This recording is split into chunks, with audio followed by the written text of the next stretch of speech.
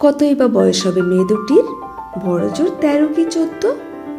School dress পরে আছে, কাঁধে ব্যাগ। আমি ট্রেন ধরবো বলে প্ল্যাটফর্মে বসে আছি, ওরাও বসে আছে আমার পেছনের দিকে। সকাল সকাল দুই বন্ধু মিলে গল্প জুড়েছে। দুই বন্ধুর একজন বলল, আর বলিস না, এত চাপ, খাওয়া দাওয়ার টাইম পর্যন্ত থাকে না। আমি তো টেনশন করি সেজন্য। এইটুকু কথা কানে আসতেই বুঝলাম, হতে পারে সামনের বছর মাধ্যমিক পরীক্ষা দেবে, তাই এখন থেকে পড়াশোনার চাপ নিয়ে টেনশন করছে। বন্ধুর কথা শুনে অন্য বন্ধু বলল, আমারও তো টেনশন নেই, দিব্যি বিন্দাস আছে। এমন কথা শুনে আমি ভাবছি, দুই বন্ধু তো দুজনের বিপরীত। একজন পড়াশোনার চাপ নিয়ে টেনশন করে, আর একজন তো পুরো টেনশন ফ্রি। আমার স্কুলেও অনেক ছাত্রছাত্রী আছে, কেউ কেউ তো পড়াশোনা নিয়ে কোনো চাপই নেয় না। পরীক্ষা দিতে এসেও দেখেছি কোনো ভয়ভীতি নেই তাদের মধ্যে। আবার কেউ কেউ তো পরীক্ষার নাম শুনেই অসুস্থ হয়ে পড়ে। সে যাই হোক, বন্ধুর টেনশন নেই শুনে অন্য বন্ধু বলল, তোর ভাই আলাদাই ব্যাপার, তোর তো বাড়ির কাছেই, তোর আবার কিসের টেনশন?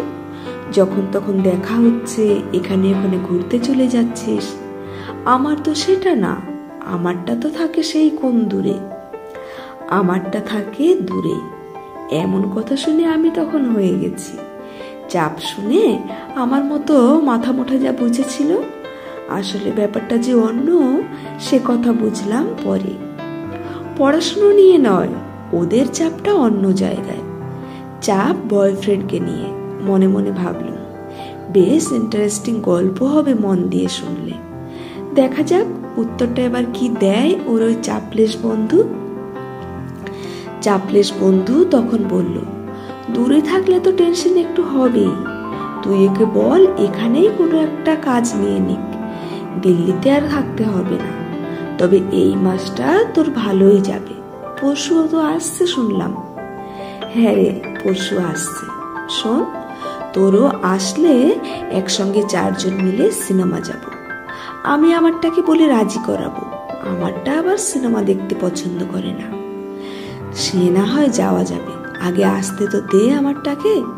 যতক্ষণ না এসে পৌঁছাচ্ছে ততক্ষণ আমার টেনশন। জানিস, এবারে ফ্লাইটে আসবে বলে টিকিট কেটেছে, উইন্ডো সিট পেয়েছে বলে কি আনন্দ। এদিকে সেই নিয়েই আমার টেনশন। আমি বারণ করেছি, ফ্লাইটের জানলা যেন না খুলে, আর জানলা দিয়ে যেন নিচে না তাকায়। অত ওপর থেকে নিচে তাকালে হার্ট ফেল করতে পারে। এমনিতেই তো ফ্লাইট নাম শুনলে আমার ভয় লাগে। কাল ওকে প্রতিজ্ঞা করিয়েছি, ফ্লাইটের জানলা যেন না খুলে।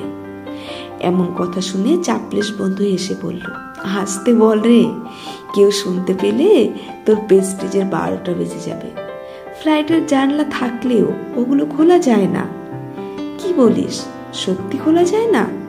এ মা, কাল তো ওইটা নিয়েই ঝগড়া হয়ে গেল। ও তো ঠিকই বলেছিল তাহলে। ইস, সরি বলে নেব।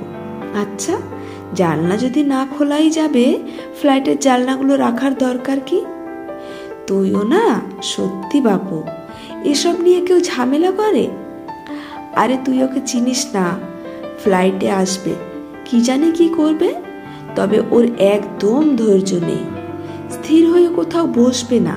জানিস, একবার ট্রেন লেট করেছিল, খড়গপুরে ট্রেন থেকে নেমে মালগাড়িতে চেপে বাড়ি এসেছিল। মালগাড়িতে এসেছিল মানে? এভাবে কেউ আসতে পারে নাকি? কি বুদ্ধি রে! ওর কোনো বুদ্ধি নেই, মালগাড়িতে আসার বুদ্ধিটা আমিই দিয়েছিলাম। ও যখন ফোনে বলল এই খড়গপুরে বসে আছি, ট্রেন খুব লেট, অথচ সামনে দিয়ে মালগাড়িগুলো বেরিয়ে যাচ্ছে, শুনে বললাম, মালগাড়িতেই উঠে পড়ো, মালগাড়িগুলো তো গ্যালপিং আরো তাড়াতাড়ি চলে আসবে। এমন কথা শোনার পর আমি কানে হাত দিয়ে দেখছি কান দিয়ে রক্ত বেরোচ্ছে কিনা। ফ্লাইটের জানলা না খোলার প্রতিজ্ঞা পর্যন্ত ঠিক ছিল, তাই বলে গ্যালোপিং মালগাড়ি করে বাড়ি এসেছে? ব্যাপারটা একটু ভাবলাম। তারপর তো ভীষণ রাগ হতে লাগলো আমার বউয়ের উপর। সাউথ ইস্টার্ন রেল যেভাবে লেট করে, মানে প্রতিদিন যা শুরু করেছে, তাতে আমার যাতায়াত করা অনিশ্চিত হয়ে পড়েছে। প্ল্যাটফর্মে বসে ট্রেন না পেয়ে আমিও প্রতিদিন দেখি মুখের সামনে দিয়ে মালগাড়িগুলো বেরিয়ে যাচ্ছে। অগত্যা মালগাড়ি গোনা ছাড়া তখন কোনো উপায় থাকে না। এই কথা আমার বউ জানে, তারপরেও আমাকে বলে না তুমি গ্যালপিং মালগাড়ি ধরে তাড়াতাড়ি বাড়ি চলে এসো। আমরা যারা রোজ সাউথ ইস্টার্ন রেলে যাতায়াত করি তাদের জন্য রেল তো ভাববেই না, কিন্তু বউ, সে তো নিজের বউ, তো গ্যালপিং মালগাড়ি ধরার জন্য পরামর্শ দিতে পারে। আপনারাই বলুন তো, মেয়েটার গল্প শুনে বউর উপর রাগ ধরবে না? কলমে সরজিৎ ঘোষ।